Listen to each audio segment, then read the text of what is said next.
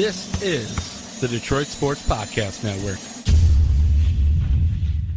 I was trying to get it how I live. I want them dead presidents. I want to pull up, head spin, get it, get flat. I got 6 jobs, I don't get time. I don't get time.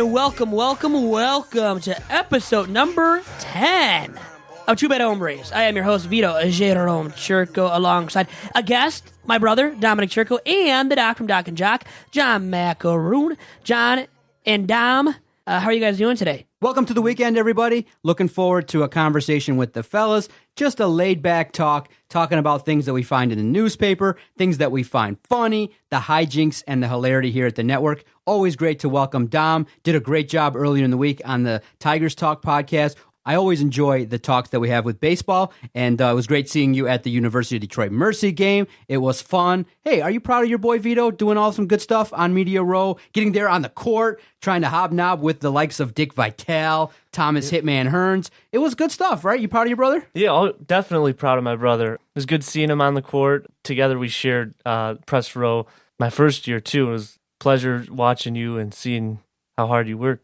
Thank you, Dom. Dom was on press row. When he was a freshman, he helped me out at times with the radio show and the broadcasting of games that we did as part of the campus radio station at Detroit Mercy. Now that we have Dom here in studio, we can get a little bit of dirt on Vito. Was he the older brother that kind of was domineering, tried to act like the boss, and being that you're bigger than he is, you whoop his ass? What kind of brother was he, growing up?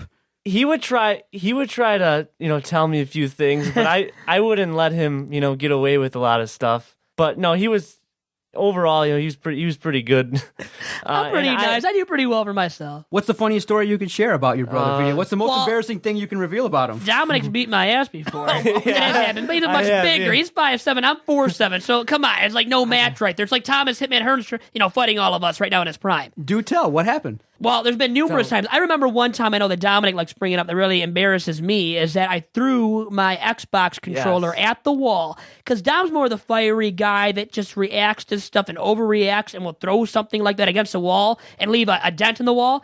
Well, it was actually yours truly, Vito Chirco, that did it 6, 7, 8 years ago, so we were a little bit younger, but it wasn't a decade long ago, I think, yet. So you guys were competitive playing Xbox, playing Madden, NHL. What would you guys play and get all competitive with? Basketball, football, so NBA 2K, NBA Live for the GameCube, Madden, obviously. I would pre-order Madden every single year, and Dom and I would get into some heated matchups, and whoever would lose would not react the best. So, and not just Dom, me as well at times, and neither of us cried. Neither of us came to tears, but maybe didn't take the loss in the best way. Even though it was just a video game, we didn't always take the loss the best way. But we do bring the sportsmanship, I think, most of the time, even like on the basketball court. And we have some competitive matchups, and we have played for a long time basketball together against each other, baseball playing catch with each other. And baseball has been more, I guess, fun-filled, more fun-spirited, where the basketball games have gotten pretty deadly and competitive, where you're nudging me, bumping me to the ground, more that than me doing that to you. But me, I also kind of throw an elbow here and there, maybe try to get to you, get in your face, but I can't stop you. The guy is, he's got a foot on me, so he's scoring over the top of me, usually finishing at the rim. Now with the dunk, he wishes he could dunk. He's not a slam-a-jammer like that. No. He wishes he had those kind of hops. But he's a white dude. White men don't jump, right? We've learned that a long time ago for the majority of white men, including my brother, and I believe you, Doc, and myself at 4'7" once again. How about that? But very competitive games, and he gets in my head. I think I get in his head almost as much, if not more, at times though too. And Dominic can tell us about that. How about the fantasy football? There was a fantasy football league where I cried. And I'll tell you why if you want to hear about it, because it's embarrassing. And, I'm a grown man now at 23, almost 24. But when I was a little bit younger in high school, it was like my passion, the thing that I cared about the most. Well, outside of my family, obviously, and friends and the Lord. Come on, I got to, say all that as well. But fantasy football was like the thing that I did for my hobby and was so committed to. Would check the fantasy football articles from ESPN, Yahoo, this or that, RotoWire, all these different sites, and would check the waiver wire each and every single day to look at who I should pick up, and I would really get into it. And one year when we were doing the draft with our buddies, including Nick Schmiegel, who's been brought up on this podcast, and Dominic was in the league, another buddy from the neighborhood, from school, and a bunch of really school guys, including my brother, we had a league run through Yahoo that just tanked on us. It was a computer. It shut down, yeah. And, computer run league where we didn't do it, offline. We did it online. And the online connection stalled on us. And how I reacted, it was very childish, very immature of me, because I started crying. I bawled my eyes out a little bit, and in front of my buddies. So it was quite the embarrassment. It was real. Because Dominic saw it, Nick saw it, and a few other guys saw it. Too many guys saw it. My mom and dad included. Wait a minute, Vito. Why were you so upset? You got riled up and then you got emotional? Because I loved the draft. I lived for fantasy football. That was my passion. I lived and breathed it. And then when that went by the wayside, the draft that year, when it stalled on all of us, I didn't know how to react. I didn't react in the best fashion. So, and I cried. At least I admit it. I'm man enough now to admit it. Vito, this is the Two Bad Hombres podcast. I think we're going to have to call it One Bad Hombre if you're going to go around telling everybody you cry about fantasy football. Oh, my goodness. But I understand that it's very important in today's culture. Fantasy football is really important, but that got you so riled up. That's not how you're supposed to handle it. You're supposed to hit somebody. That's how you. Or hit a wall and put a hole into the wall. See, I don't got the power like a Thomas Hitman Hearns or my brother, who's a great puncher when he's punching me, at least, and taking me down to the floor because he loved doing it for anything and any reason. Just you get him a little bit riled up, and he might take me down to the floor, and very easily too. And I tap out pretty quick. I don't try to fight back. I've learned that the hard way with my brother and with my buddy Nick Schmiegel. No offense to him for me throwing him under the bus right now, but I had to do it and had to throw Dominic under the bus a little bit. And we can throw, I know, one individual under the bus for some stupid comments right now, and that is Mr. Ben Carson, the Secretary of Housing and Urban Development in Donald Trump's cabinet. A bad selection from the start, because what were his qualifications truly for the role? Very limited, if really any credentials or, credibility for it at all before he got the position. And now he's made a ludicrous comment one after another, and the most recent one wasn't the best either. And Dom, what did he have to say that was very embarrassing for himself and really for the nation when you consider that he is the head of a department as a cabinet member in Trump's administration? And now to preface, Dom is a political science major. This is something he can really talk about it. Yes. And so I guess before you speak, you have to give your affiliation. Are you a leftist liberal? Or a centrist conservative, or are you willing to divulge what you are, Mr. Dom? I'm more of a leftist liberal, but I have a... You got two now, 2 on 1. I have a really, I'm not really partial. So, if there's something there that deserves criticism, deserves, pushback, then I'll be there, and defending your point. But, I'm really, as far as a lot of other things that we've seen so far through this administration, a lot of it is just ridiculous, in my opinion. The people of this country are furious. Well, Vito, what are you going to do, man? You bring around your brother. He's a liberal. It's okay. It's all good, man. We're open here at the Detroit Sports Podcast. But, some of the comments made, it just... with this whole presidency with Donald Trump, and again, we're going to keep this short because there's a lot of funny stuff that I got to bring up and get your guys' reaction. But we got to talk about it because it is big news. Donald Trump gives an amazing speech. He has the deceased wife, the widow of a soldier, and he honors her. And it's a moment where a lot of people look at it and go, wow, this is a moment where he lets this widow have her moment. He honors her. He really becomes presidential, right? And then, boom, unfortunately, 24 hours later, you get the scandal in terms of the dishonesty with his attorney general, Jeff Sessions. And it's unfortunate because he really had momentum. Many people were like, okay, this is the man that we want to see. But unfortunately, what we're seeing is the media and everybody watching Donald Trump is going to be watching each and every syllable, not words, sounds that come out of his mouth. Every tweet is looked at, everything is looked at, and it's unfortunate because every opportunity that he has to shine, it's like he takes 1 step forward and 3 steps back with the news. And I would be mad if I was him regarding his senior level management. And Vito, you can't have that. He's giving a speech in front of the joint Congress, and everybody in the nation's watching. You do a great job. Only to have that momentum be stalled within 24 hours, you absolutely cannot have that. And the news regarding Russia definitely needs to be looked at and explored more. And it's just one of those things where you look at it and you go, ooh, Ben Carson's probably, should not have said what he said. I'm interested to get your take down on this whole Ben Carson thing. I know about it a little bit, but I'm not exactly sure what the outrage is about. Well, you know what? In defense of Trump, too, as you already noted, Doc, he had a great address to Congress, really. It was very presidential, and then he comes out and does what he did. And really, first and foremost, he came out with that tweet like last weekend at 6:35 in the morning on Saturday or Sunday of last weekend, where he talked about Obama wiretapping Trump Tower before the election. And the thing is, why would President Obama do that? And it makes no sense. There's no credibility to it because guess what? As the norm is with Trump, there's nothing to back it up that's factual. No evidence to support that claim of Trump. And he's a president making claims about that about an ex-president. You're talking bad about the president? You're talking bad about the president? Oh, I am.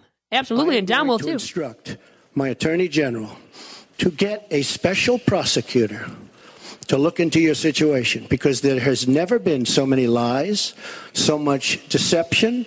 There has never been anything like it. And we're going to have a special prosecutor. When I speak, I go out and speak. The people of this country are furious. Show some respect, Vito.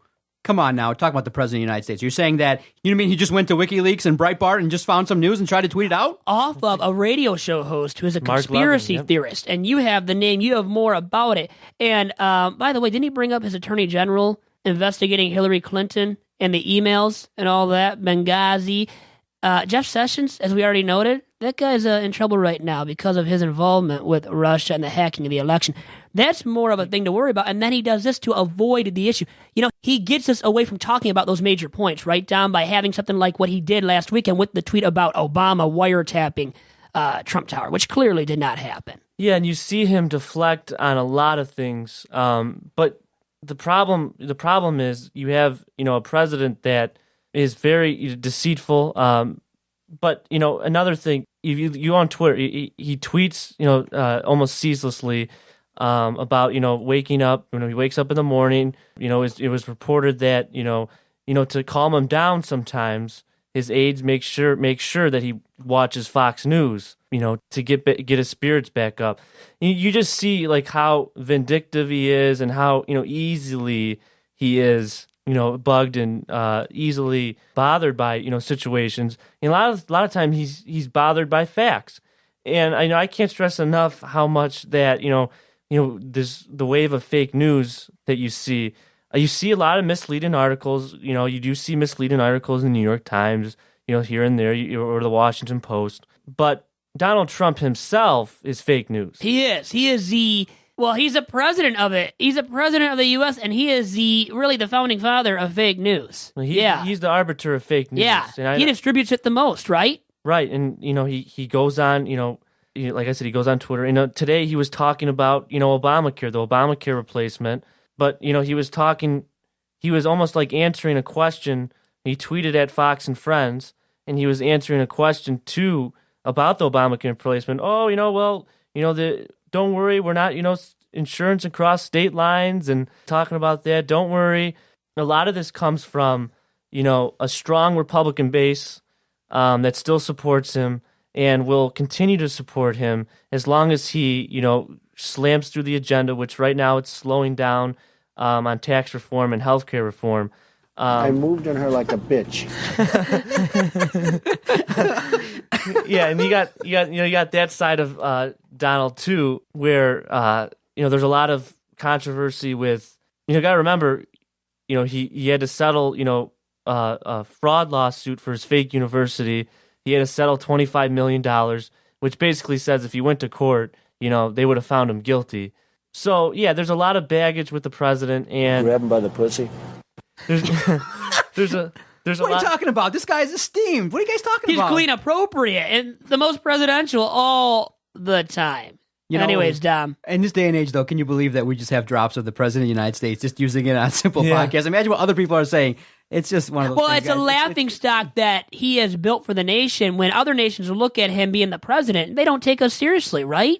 But Vito and Dom, if you really look into it, it's kind of one of those things where I'm looking at it a little bit more advanced. I really believe he's trying to justify what he's saying and doing by saying the media does it. They take stuff out of context and they report it as news. I really believe he is doing it on purpose. I feel like he wants to come out and say, look, yes, I tweeted out that there was some information regarding Obama that he hacked into my phones and that I just went with it and ran with it as a story. Wait, similar to what CNN does. My guy Jeff Sessions didn't really lie. He just kind of, left out some certain information or answered it in a way that didn't really leave everybody convinced of what his answer was. So I feel like he's trying to do it as a diversion version, or he's trying to really say that, hey, if you guys are going to put out information, I'm just going to start tweeting out information that comes across my desk and call it news too. Because when he hits, though, he hits a little bit harder. He's going, I'm not only hearing news about President Obama, I'm hearing that he wiretapped my phones. And that's on the lines of putting skepticism in the base of the Republicans, saying that there are some people that believe that Obama really did tap the phones of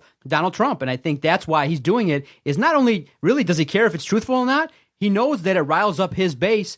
And I really believe that, Dom, Vito, liberals, they don't understand. He does not, and I know it's tough to hear, but he does not care really about the left.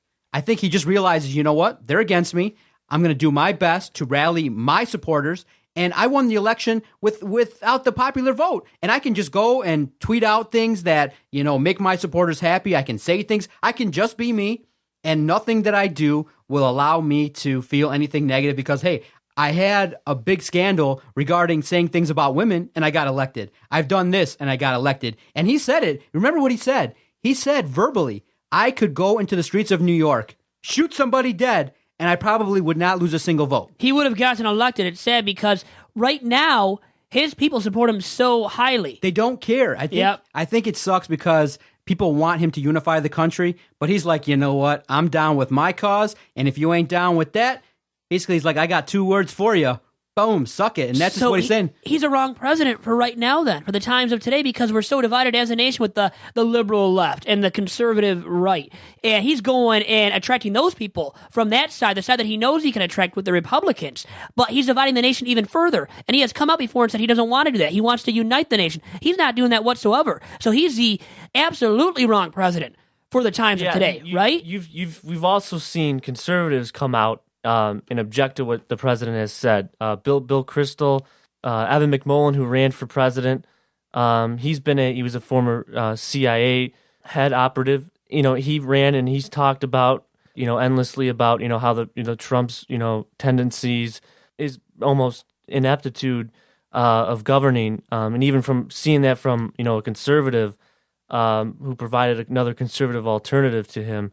So you've seen some conservatives budge, and maybe object to whatever the president does, but a lot of this too is, I don't see, if you're a Republican, I'm not saying, every time, President Obama made mistakes, and, there's political partisan politics that play a role. Democrats will stick up for the president no matter what, and at any cost. But there's a point where, someone crosses the line, and the president, his power is not, the power rests with the people. It doesn't rest with the president. It's not a dictatorship, and he wants to hush the media and hush the people, hush the American people. And then he's labeling not himself, but the media as the enemy of the American people, which makes no sense whatsoever when they're trying to get out messages. How many journalists have, gone overseas during wars? How many have not come back and, they died? Because they're trying to spread the truth about what's really happening over there. What's what the happening nation needs to know. Afghanistan, Iraq. Those are people he's talking to. That he wants to hush and call them the enemy when they're trying to go help out the American public. And that's the problem with the president. He doesn't provide, like the wiretapping claim. Yeah, it's good to, okay, so you provide, an unsubstantiated, uncorroborated factoid about the president. We're in a wiretap. First of all, a president can't do that. Can't unilaterally do that, right? Unilaterally do that. It has to go either through FISA or, a court order and another citizen. So another American citizen usually, and there is, there was something there as far as possibly, the former CIA director, James Clapper, he went on the morning shows the other day and he said, this is, not true. I can guarantee you that the president did not do this to another American citizen. So we've seen where the evidence, even James Comey, FBI director, he's also come out and said he asked the DOJ, Department of Justice, to immediately rebut these claims. Go to the public and tell them that this is straight out false. And not to remember, Jim Comey, who said, but just before the election, said, now we have all these emails about Hillary Clinton, which really nothing came of it. Nothing came of those emails. Those emails that were out, it was with, Huma Abedin and former Anthony Weiner. her husband. Wiener dog. Love So- that wiener man. So nothing came up of there. So, and we've seen, there's no evidence of the wiretapping claim.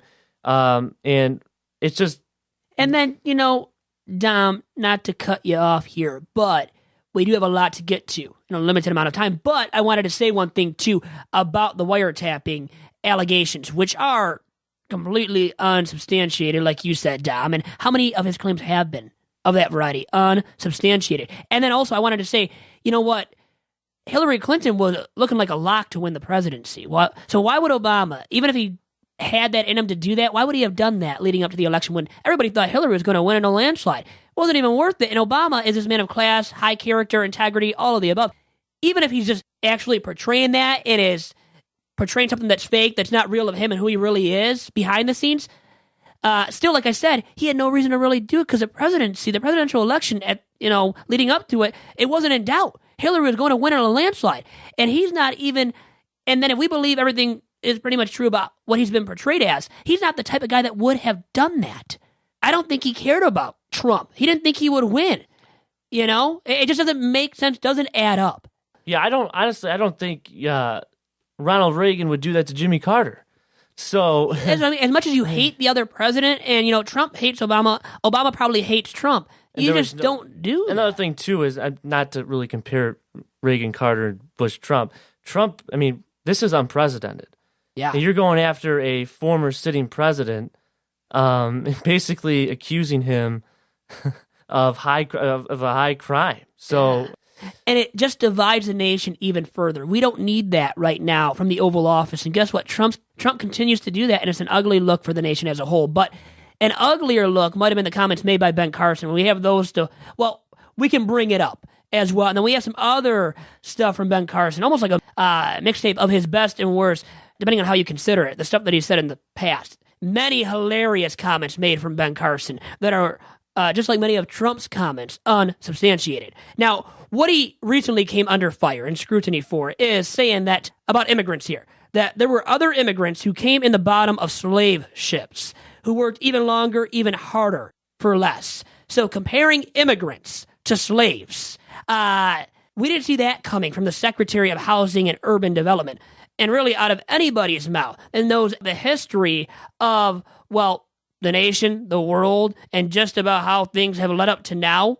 Once again, an ugly look for Trump's cabinet, which is full of guys, females, including Betsy DeVos, they don't seem like they fit their positions, don't feel like they're qualified for their positions. Then Ben Carson comes out and says this with no merit. And it's an ugly look for him, and it's a horrible portrayal, comparing immigrants to slaves. Unfound claims. There's nothing to that comparison, Dom, as you know. Immigrants have come here voluntarily.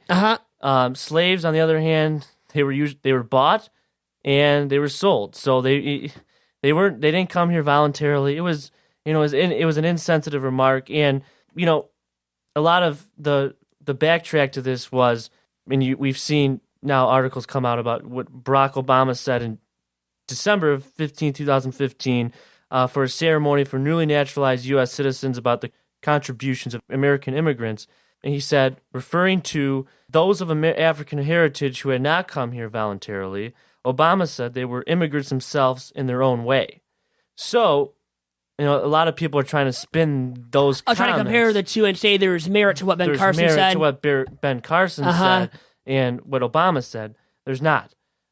Simply, Ben Carson was alluding to the fact that somehow underneath the boats, they came here voluntarily. They fought their way through underneath, and and they wanted to come here, even though they were imprisoned. Yeah, if he wants to, they weren't forced. Immigrants weren't forced. If he wants to watch Roots, if he wants to watch and see what actually happened, he would know, hopefully by watching it, that no, the slaves did not come here voluntarily. And he would learn something. An integral thing about African American slaves, right? About what they went through coming over. This is the quote. Now, I gave you Obama. This is the quote that Carson said. That's what America is about. A land of dreams and opportunity. There were other immigrants who came here in the bottom of slave ships, worked even longer and even harder for less. but they too had a dream that one day their sons, daughters, grandsons, granddaughters, great-grandsons, great-granddaughters might pursue prosperity and happiness in this land. So their immigrants came here in the bottom of slave ships.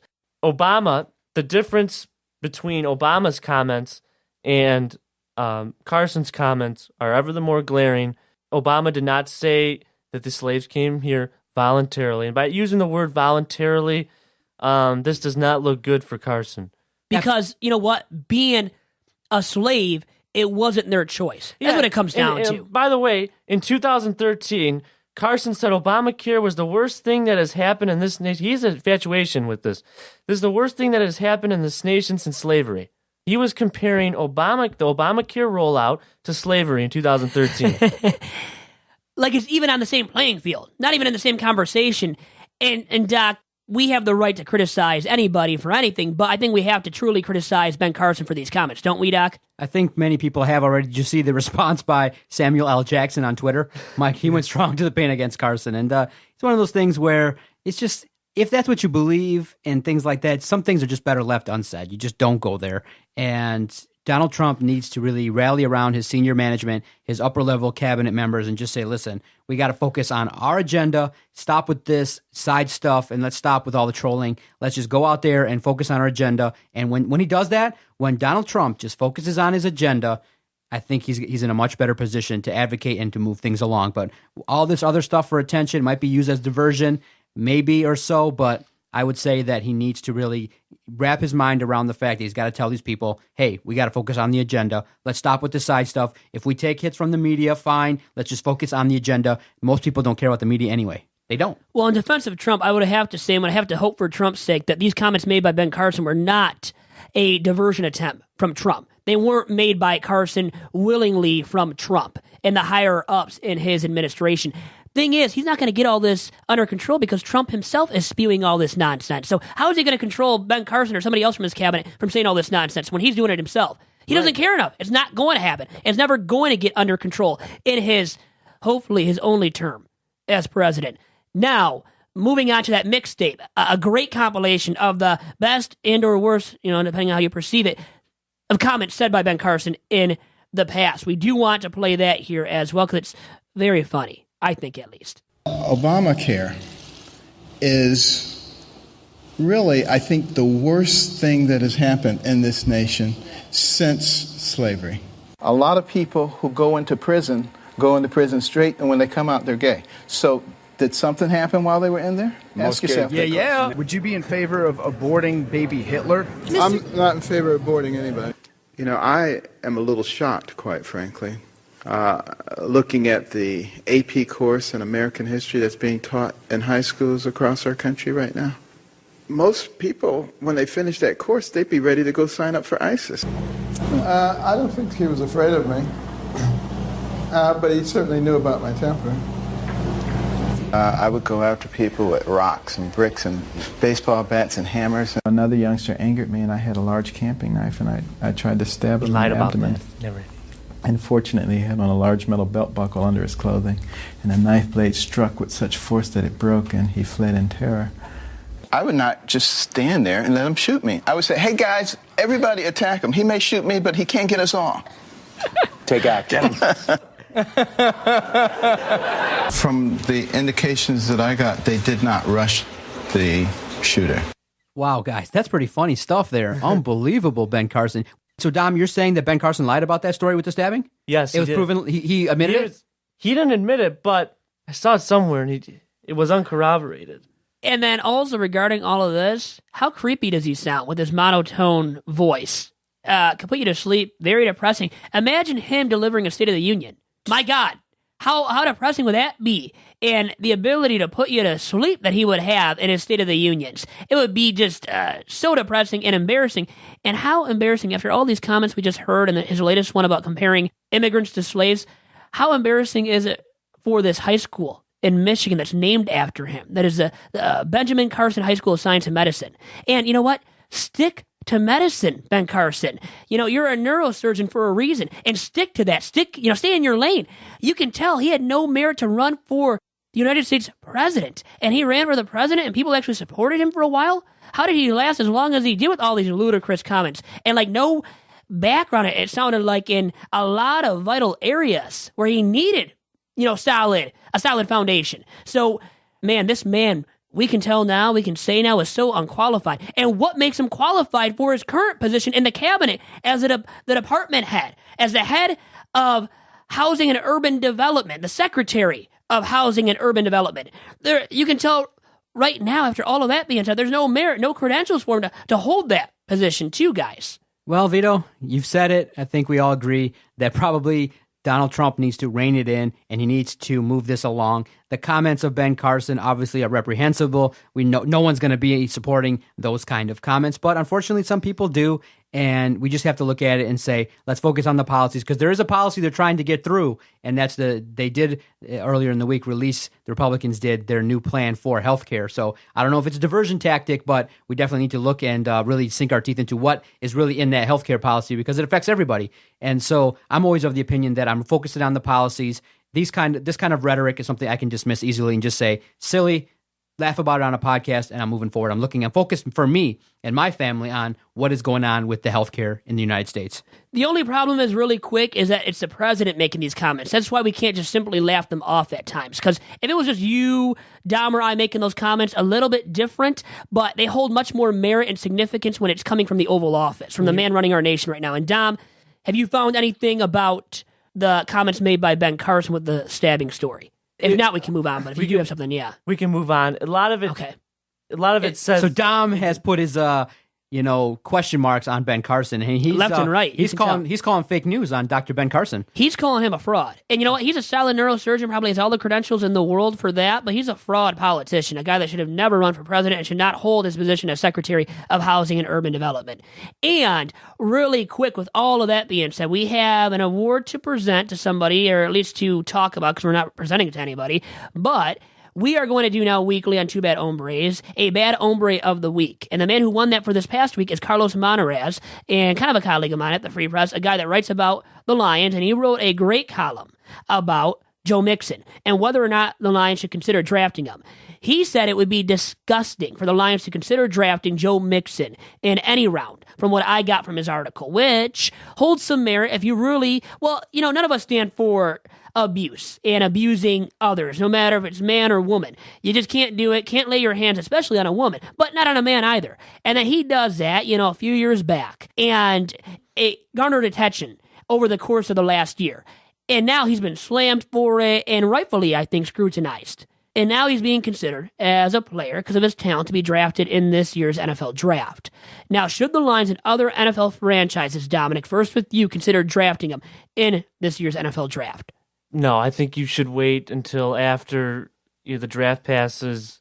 There's a lot of good running backs out there, and just his off-the-field incident at Oklahoma, it's hard to fathom how he got away with not getting kicked off the team. We've seen other players, other star players, like Cam Newton at Florida, stole laptops. Florida didn't keep him. They kicked him off the team. He got his feet back on track in the JUCO route, and then he went to Auburn. But no, if you're looking for Mixon, especially early in the draft, his stock's definitely going to fall. He has talent there, but I think his stock has fallen. If you need a running back, just a lot of it has to come down to where your team stands on issues, off the field issues, where your team is. And can the Lions really afford, drafting someone with a sketchy past? The PR hit, the PR nightmare that would be on their hands. And is it worth it, Doc, for anybody to draft Joe Mixon? How do you argue against those that say, hey, he deserves a second chance, this is America? He got a second chance already with Oklahoma, and now these NFL teams can judge him, separately from what Oklahoma and how they handled the situation. This is a different situation now. It's a professional career that he's going into, so they can judge him differently. Drafted. Would you guys agree that he's going to be drafted? I think he will by somebody, because somebody will take a risk. And honestly, I would still take him because I believe that everybody does deserve a second chance and that maybe he's improved since then with his character off the field and won't ever do that again. Now, if he were to do that ever again, and if I found out if he does it for he's a member of my NFL team, I cut him right away. There's no way I keep him on my NFL team. He was a young guy when he punched the woman. And he's gone on the record and said, I was immature at that time. And Oklahoma did give him a second chance. And so far, we haven't seen too much. We got to see. I haven't heard anything. A lot of times, you can woo higher brass with your interviews at the combine, and if he has a good interview at the combine, I think that was probably the biggest thing, because athletically, he's going to do what he can do. He's gifted, so I think in that respect, his interview is probably going to tip where he falls in the draft, if his stock falls or not, because Dorial Green Beckham. Had issues too coming out. We had other guys, Johnny Manziel, off the field issues, and we saw what the Browns did.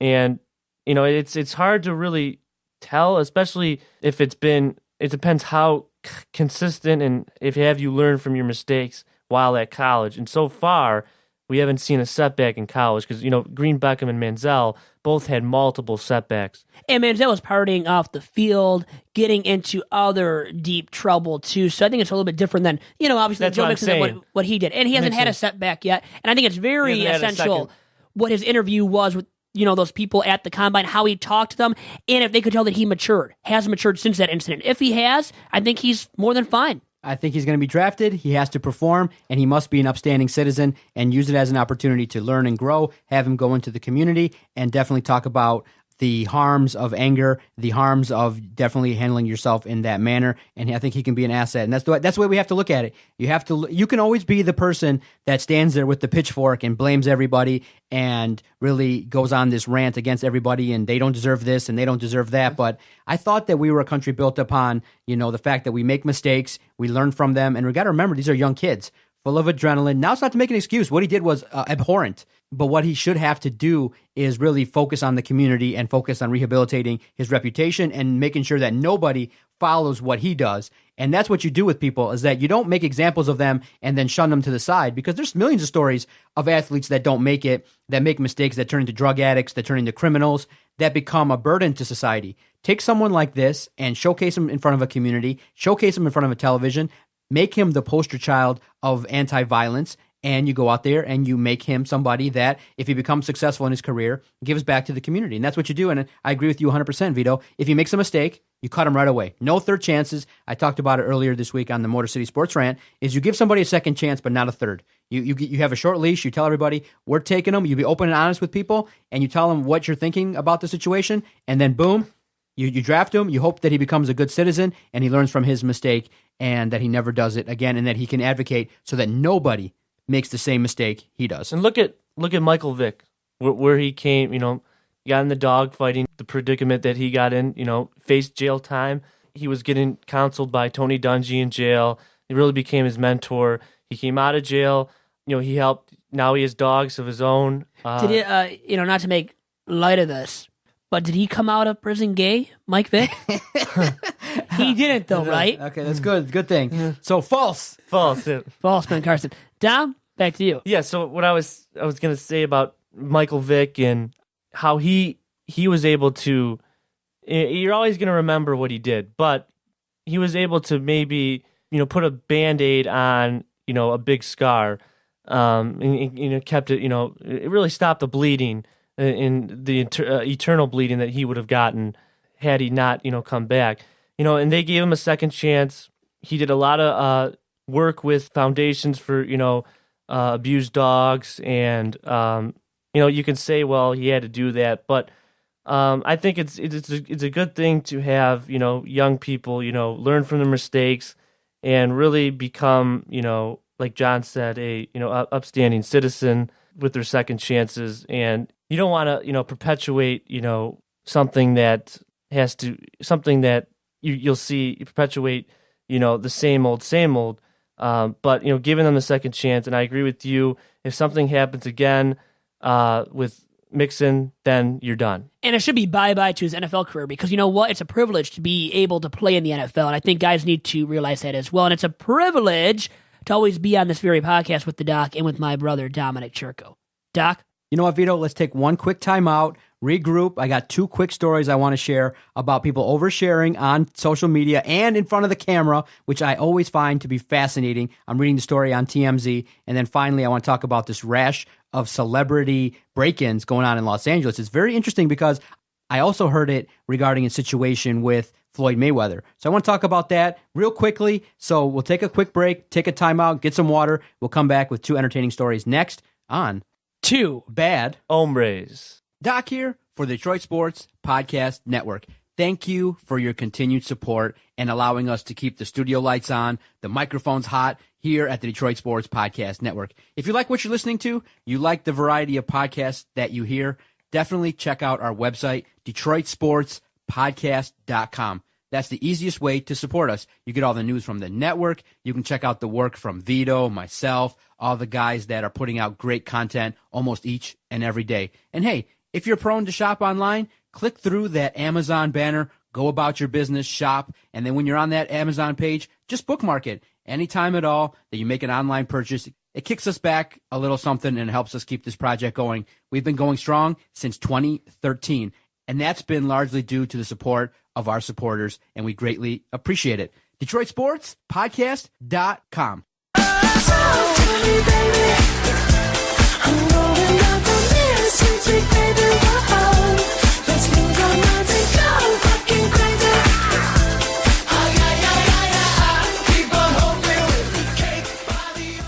All right, fellas, welcome back. Thanks, everybody, for listening to The Spot. I greatly appreciate it. Definitely check out our website, DetroitSportsPodcast.com, one more time to get that ingrained. That's how we definitely keep this project going. Now, I love social media. I think, Vito, you know that, depending on the amount of time you see and how many tweets I've had in 3.5 years. But, you know, I find it funny. I was looking at TMZ, and Jason Derulo's, I love TMZ. Jason Derulo. They are definitely talking to him. And they find him outside of the Ace of Diamonds strip club.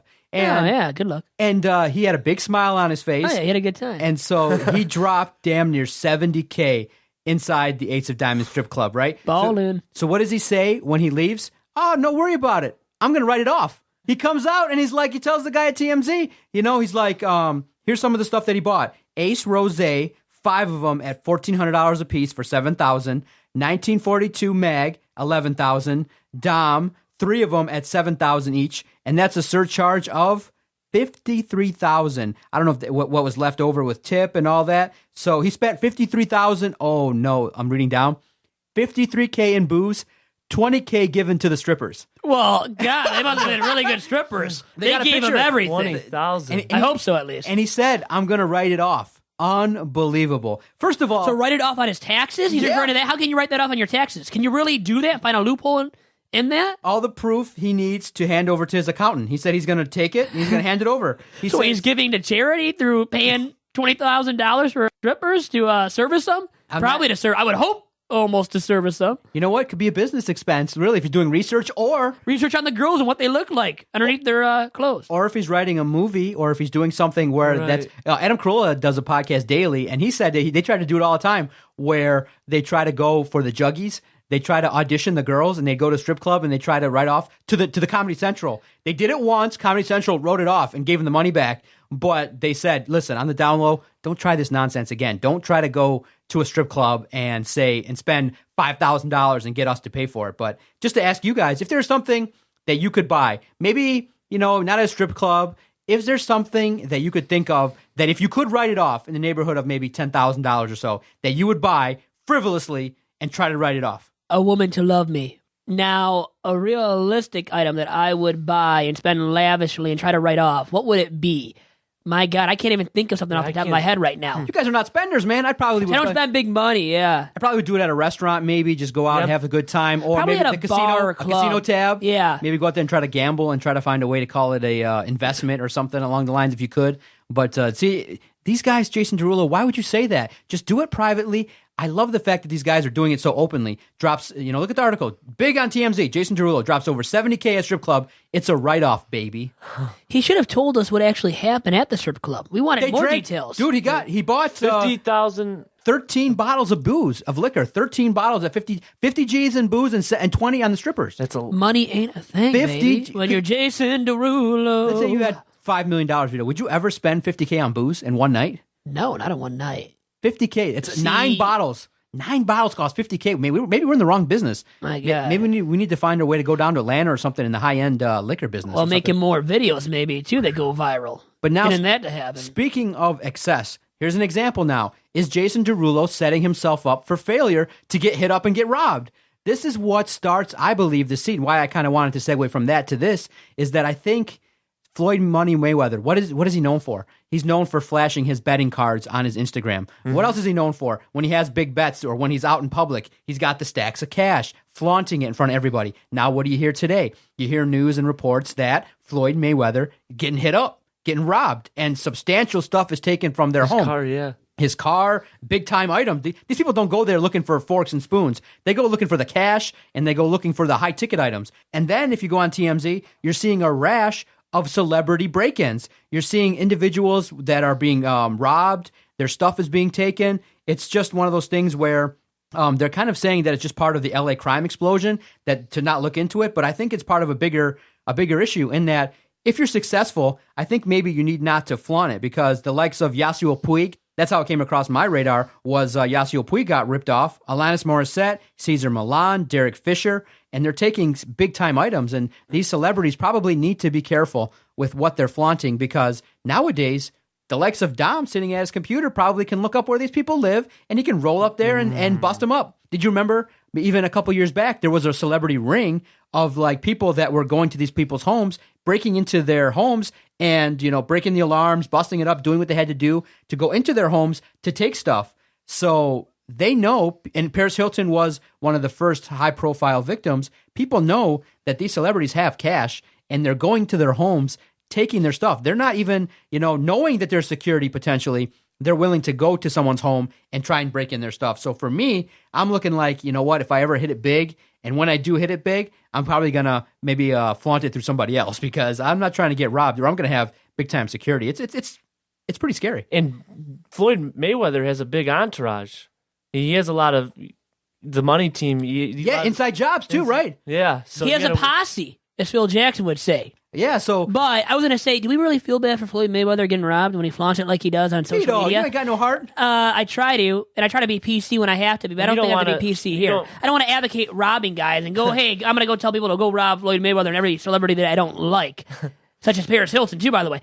I wouldn't advocate that, but really, do we feel bad specifically for Floyd Mayweather? Okay, everybody else I would feel bad for, but Floyd Mayweather, when he flaunts his money like he does all over social media, I don't really feel that bad for the guy, okay? He's a jerk who's beaten women before as well. So if we want to really go down that route, too, we can not feel so bad for him at all. Vito going hard to the paint. My goodness. Okay, so you have no sympathy for the fella. What are you going to do? And I'm a man that cries after fantasy football drafts going awry. So I have sympathy and a lot of tears to shed. But I'm not shedding any tears for Floyd Mayweather. Yeah, and you see... if you're closing the bar, like if you're out really late, really nothing good happens when you're out, like probably past 2 a.m.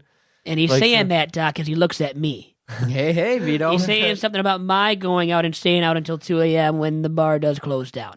Hey, I don't always close the bar down, but when I do, I drink Dos Equis. Vito, I want to give you props. Great podcast, bringing Dom. I enjoyed it this week. You definitely ran a 40-yard dash in lightning speed. You took the Doc's money. You had a great response on the Periscope. Good for you. I'm looking forward to future endeavors, future videos, having a good old time. And dang, I didn't know you were such fleet of foot, that you were so fast. And dang, good job for you running a 4.3540.